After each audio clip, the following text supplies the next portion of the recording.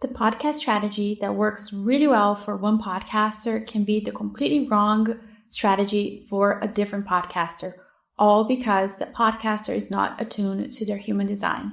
So in today's episode, I am going to go through all of the human design types and break down your strengths, your weaknesses, and the best podcast strategy for you.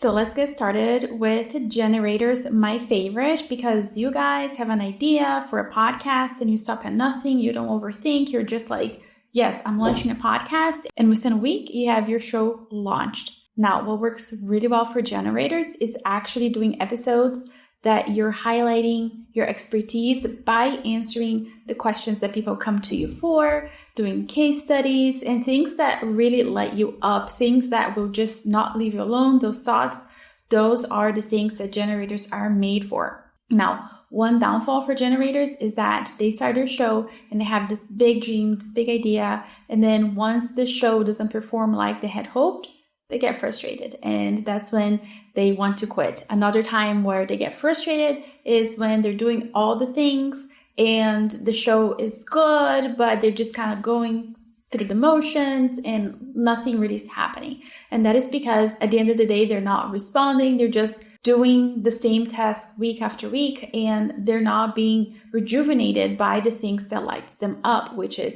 to respond.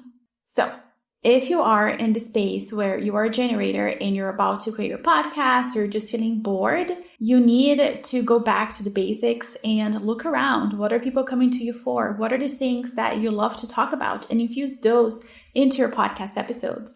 Now, fun fact, I am a generator. I know, groundbreaking, but I was actually feeling a little bit stifled by my own podcast. So as soon as I looked around and I was like, okay, what do I actually want to talk about? What are the things that light me up?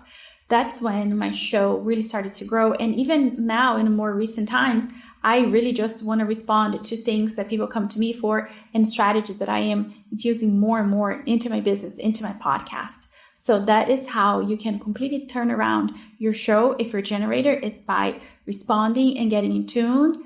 And don't forget to have fun with your show, because generators are so good at just, checking the boxes and doing the thing and forgetting what actually lights them up. Next up, let's talk about manifesting generators. Okay, my people, let me tell you something about manifesting generators. Manifesting generators are the ones who are like, yes, I want to launch a show. But from the time that they have an idea to the time that they actually launch the show, it takes so long. And they're the ones who are just overthinking things. They're the ones who are sitting on ideas. When they come to me and they want to launch a show directly through my agency, they're the ones who pay for a package in full, and like a whole year goes by and they're like, yeah, I think I'm ready to start. And if they buy a course from me, they'll literally sit on that course for like months before they take action. So completely normal for manifesting generator. There's nothing wrong with you. It's just how you're wired. It's just how you're made. So one of the downfalls of manifesting generators is that they want a podcast like everybody else, when in reality, manifesting generators are here to just talk about something and move on to the next thing and the next thing that lights them up. So what I recommend for manifesting generators is that you focus on seasons or series so that you can, talk about the thing that's really lighting you up right now. And then you can kind of close the loop and move on to the next thing, so that your podcast still has, this overarching theme, but within the overarching theme, you have this flexibility where you're moving through topic to topic to topic, or rather subtopic and subtopic and subtopic, so that there's still coherence to your show and you're not losing your audience.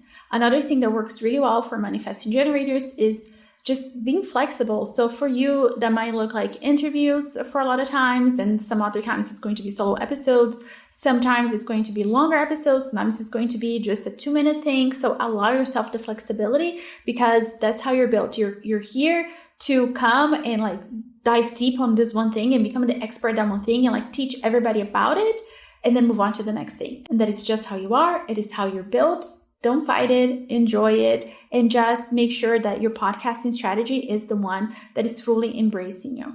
Your sabotage pattern is just getting very frustrated because you want to throw in all of the topics in your show and just kind of whiplash between topics and pillars all the time. and you call it multidimensional, but your audience is like, I don't know, I don't understand, I'm so lost. So again, your antidote is for you to do seasons and for you to dive deep into that one thing and then close the loop and move on to the next thing. Okay, projectors, you guys are made to podcast. Like literally you have the gift, you're here. Like every projector needs to have a podcast because truly like you own the podcasting space. You have this ability to understand this topic and you are able to distill it and teach it to other people, and everybody loves your show. Like when done correctly, your show is just going to be a hit because again, you are a projector and you're made to podcast. So your best podcast strategy is really just you teaching the steps that you have taken, the perspective that you have learned, the lessons that you have learned, because you're able again to distill it so beautifully and pass it along and people love it. Now, your sabotage pattern comes when you are way ahead of your people. So you start your podcast here talking to the people who are like 2 to 3 steps behind you, and somewhere along the journey, you like speed across and you're like 10 steps ahead and your people are over here like, what happened? And people start to get lost. So remember, you still have to create a show for your people and not get lost in the things that are lighting you up right now and where you are in the journey right now. Manifestors. Okay, so manifestors, I actually haven't had a manifestor client yet, so I had to do a little bit of digging on here to really understand how manifestors work.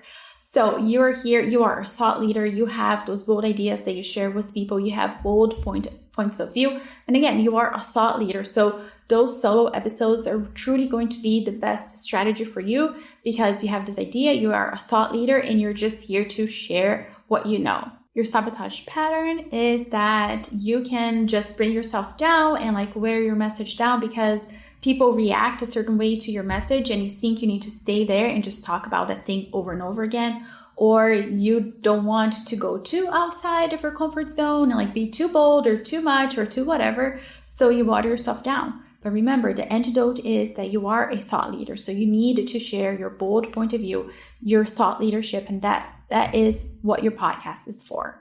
Now, reflectors. Oh my gosh, you guys are so few and far between. And actually, I have had reflector clients before. And you guys are great because you guys are super receptive and you're here for the journey. And the beauty about reflectors is that you guys see this thing over here and you see this pattern so beautifully. And you're able to take this pattern over here and transfer over here to a completely different audience.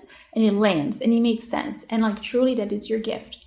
Now, where reflectors get lost is that they reflect too much and they just don't know how to actually get grounded in what makes them super unique and the thing that actually drives them forward. So for example, if somebody tells them, oh my gosh, you should do this AI podcast, or this other person says you should definitely do interviews, and this other person says, no, you should do solo. And like you're getting all of this input, right? And you want to do them all, it does not work. So you just really need to make sure that you still take time to understand what is it that you want to do, how is it that you want to show up, and not get too overwhelmed with all the information that is coming at you all the time. And again, the other thing that I see with reflectors is that because they're getting all this input and all these ideas from people bombarding them all the time, they can get paralyzed and get overwhelmed and then eventually quit because they're trying to do it all and they're trying to follow all the strategies and none of them are going to work because they're trying to do a mishmash of a bunch of strategies and it's just not going to be the vibe for them.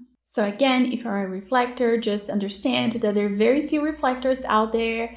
And instead of focusing on the latest trend and jumping on the latest and greatest, just really hone in on the things that bring you joy, the things that light you up, and go from there. And make sure that when you're ready to talk and share about your perspective, that you have fully processed what it is that you want to talk about and you come from that energy versus just trying to process all these things that are being reflected at you at all points and just get overwhelmed because that is going to burn you out and you're not going to take any action. And eventually you're going to just quit your podcast. So if your podcast is feeling a little bit heavy and you're not sure how to take it, or it's actually going pretty well, but you want to take it to the next level, come inside of Momentum, come work with me, because inside of Momentum, I am looking at your human design type and I'm actually doing a very deep dive to make sure that all of the things from your human design are actually being applied to your podcast as well. So the strategy that I share inside with you in Momentum is extremely custom to you, to your human design type, and it'll help you have so much more success much more quickly because it's aligned to you and the intricacies that make you you.